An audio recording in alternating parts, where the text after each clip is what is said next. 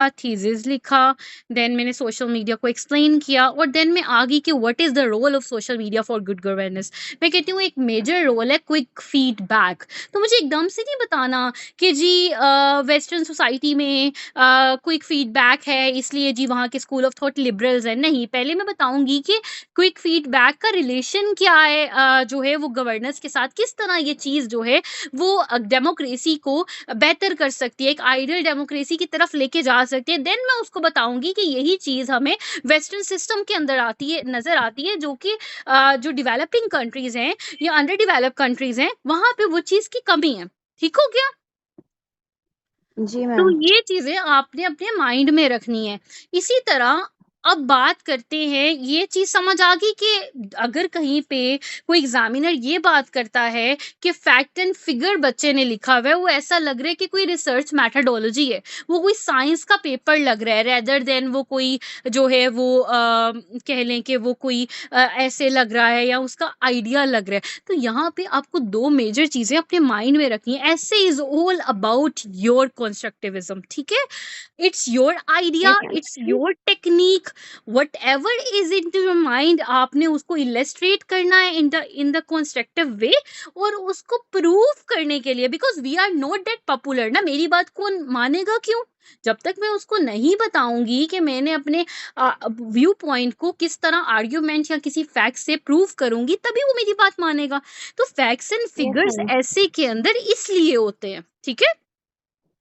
Yes ma'am. अब ma'am, जी जी बोले। Ma'am lecture record कर लें, इम्पोर्टेंट है तो दोबारा एक बार मैंने फिर सुन आप लोगों लेंगे। के कहने से पहले ही रिकॉर्ड कर लिया। It's been 8 minutes recording start है। अच्छा, यस सो मैम।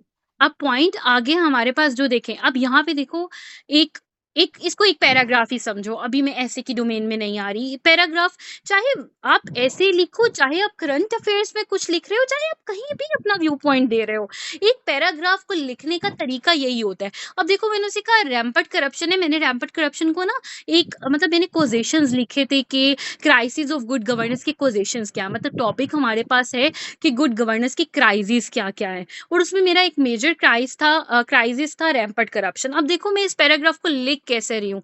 पहला इशू था रैम्पट करप्शन डेमोक्रेसी के अंदर या गुड गवर्नेंस के अंदर।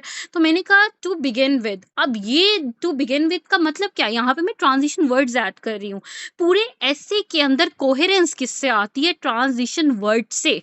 इसको माइंड में रखना। यस। आप कोई भी पैराग्राफ लिख रहे हो, वो आपका सेकंड इशू है, थर्ड इशू है, आप इन अनदर वर्ड्स लिख सकते हो। अगर वो इशू उससे कॉन्ट्राडिक्ट कर रहा है, इन कॉन्ट्ररी टू सकते हो। आपने एक बात से दूसरी बात की तरफ लेके जाना है, आप जो है उन्हें फर्दर मोर लिख सकते हो, मोर ओवर लिख सकते हो।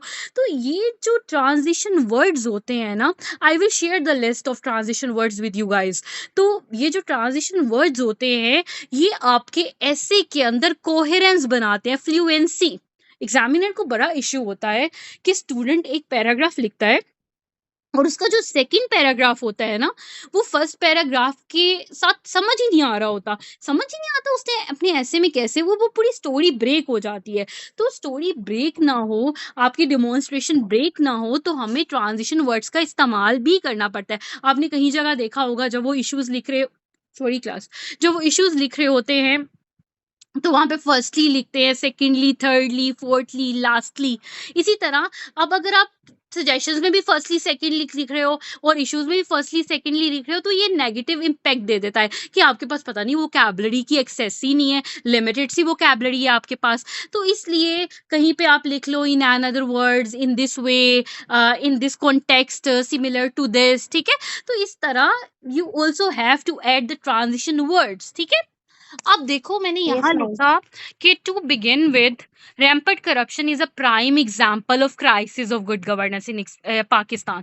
मेरा टॉपिक था कि crisis of good governance Pakistan में कौन कौन सी हैं, मैंने उसमें डिफरेंट इश्यूज लिखने थे। मैंने सबसे पहले स्टार्ट किया रैम्पट करप्शन, इसके बाद मैं लिख सकती हूँ कि रूल ऑफ लॉ भी एक इशू है, एनर्जी क्राइसिस भी एक इशू है, लोकल बॉडी गवर्नमेंट की फॉर्मेशन भी ना होना एक इशू है, ठीक है? तो इसी तरह जो है मीडिया का बाइस ना होना एक इशू है, गवर्नमेंट गवर्नमेंट का जो है वो एक ट्रांसपेरेंसी नहीं है, ये भी इशू है। तो इसी तरह इकोनॉमिक अनस्टेबिलिटी जो है वो भी एक इशू है।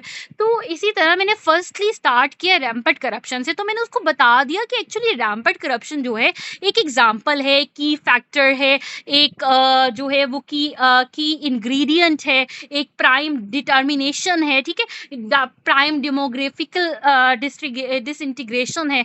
तो ये वर्ड्स आप इस्तेमाल कर सकते हो। तो मैंने कहा to begin with rampant corruption is a prime example of crisis of good governance in Pakistan. अब देखो, मैंने पहले उसको बता के कि मेरा पहला इशू ये है जिससे मैं कंसर्न्ड हूँ, जिसको मैं डिस्कस कर रही हूँ। अब उसके आगे मैंने उस इशू को समझाया कि मेरा ओपिनियन क्या है। आपके मुताबिक रैम्पेंट करप्शन, तेजी से करप्शन का बढ़ना गवर्नमेंट को किसी और तरह भी टारगेट कर सकता है। आपका कोई और माइंडसेट हो सकता है, मेरा कोई और माइंडसेट है, मुझे अपना ओपिनियन देना है।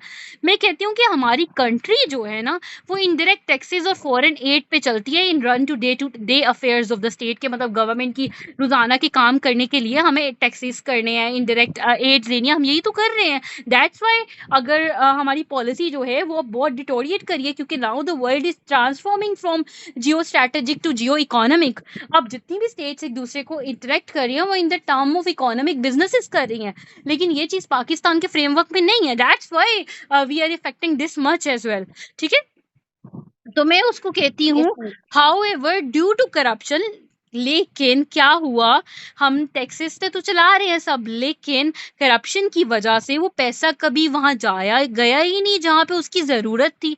और इस वजह से पाकिस्तान इस मसले से, इस बीमारी से, इस मेनन से उबड़ा पड़ा है, ठीक है। अब देखो, मैंने अपना ओपिनियन दे दिया कि रैम्पेंट करप्शन किस तरह गवर्नमेंट को, किस तरह डेमोक्रेसी को टारगेट कर रही है, ठीक है। अब ऐसे से पहले Yes. पैराग्राफ समझाने का मकसद ये है, इसको सीए में डाल सकते हो, इसको प्रेसी की डोमेन में डाल सकते हो, इसको जो है ऐसे के अंदर डाल सकते हो। तो पहले अपना स्ट्रक्चर पैराग्राफ पे ठीक करो, ठीक हो क्या। ऐसे is all about 20 to 25 paragraphs, ठीक है। वो एक Yes, अलग ma'am. बात है कि इंट्रोडक्शन की पैराग्राफ की जो डिमॉन्स्ट्रेट